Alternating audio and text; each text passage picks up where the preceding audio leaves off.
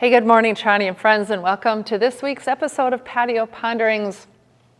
And again, my patio today is in the sanctuary at Trondheim Church, and I am set up in front of the altar, and it is decorated, if you will, in the colors for our All Saints Day observances, which we held both on Sunday and our Wednesday night services.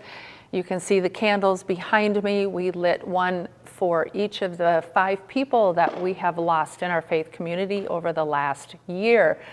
Our All Saints observances are full of helpful rituals which help us remember and grieve those that we've lost, both as a community and individually. And so with that, one of the things that I've really been thinking about this week is death. Death is super hard to talk about. Our culture is in a huge denial over the reality of death in our lives and the real work of grief that we need to do and process when we have lost somebody. And specifically, the thing that I've been thinking about in terms of death and in our culture came up in a conversation I had this week with a grief counselor with a hospice organization. And that is this trend that I'm seeing more and more to forego funeral and memorial services for people when they have passed away. And I find this to be a very concerning trend.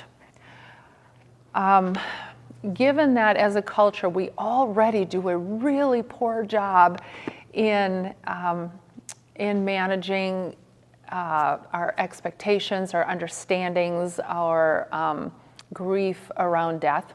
We do terrible at that as an American culture. This trend to further avoiding it, to eliminating funerals and memorial services is a trend in the wrong direction. The rituals that we do in funerals and memorial services, or however that remembrance might look, they're very important to our well-being and to our way of navigating life when we've lost somebody that we love.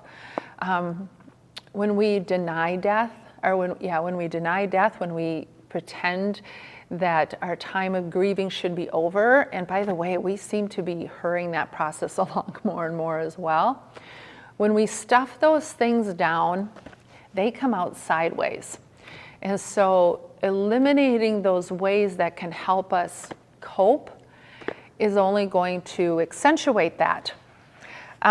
Just a couple things that these rituals help with is they symbolically connect us to these meaningful events in our lives. So think about even births, baptisms, birthdays, confirmation, weddings, graduations.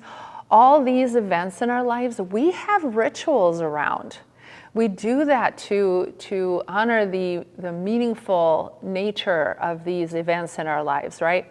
So when we take those away from our experience of death in our culture, what does that do? It helps us, it hinders us, from connecting to the meaning of that and coming to grips with the meaning of that in our lives. There's even a physiological response to rituals in our bodies. Research has shown that bodies release endorphins, and that can help reduce anxiety and even physical pain. So by trying to stuff down our grief and not have these rituals of funeral services and memorials, we may actually be making our grief worse and our pain worse. There's a really interesting article that outlines really specifically the purposes of the rituals and funerals and memorial services. And I'm going to link that article below here so you can read it in full if you wish. But quickly, here's the 6 things that the author of this article feels we lose if we don't have these rituals of funerals and memorial services. These rituals help us acknowledge the reality of death. They help us move toward the pain of the loss. They help us remember the person who died. They help us develop a new sense of a self-identity, helps us search for meaning, and it helps us receive ongoing support from others. That's a long list of helps that we lose when we forego the rituals around death. So what do you think? What have you experienced for yourselves in the rituals of funeral services, memorial services, when someone has passed away? What do you feel like things would look like and be like if we don't do these rituals? And what are those questions? What are those hard feelings? What are those griefs that you carry in your life around death that could still use some help, that rituals might continue to help? This is all a very big topic. Like I said, it's a very hard topic for us. It's not a conversation that is supported well in our culture. But we need to talk about this, and we need to think as a people, especially as a people of God, when we know that death does not have the ultimate power in our lives, that we have a greater hope, that we have a greater understanding of the place of death in our lives, that it doesn't have the last word, it doesn't have the final say. What do you think about eliminating those rituals that can help us move through it? As always, I would love to hear what you have to say, but particularly around these conversations, let's talk. Let's talk about death. Let's talk about rituals. Let's keep finding healthy and helpful ways to help us when we lose someone we love. Well, thanks for joining me today, and I hope you have a wonderful day, and we will see you on Sunday. Bye.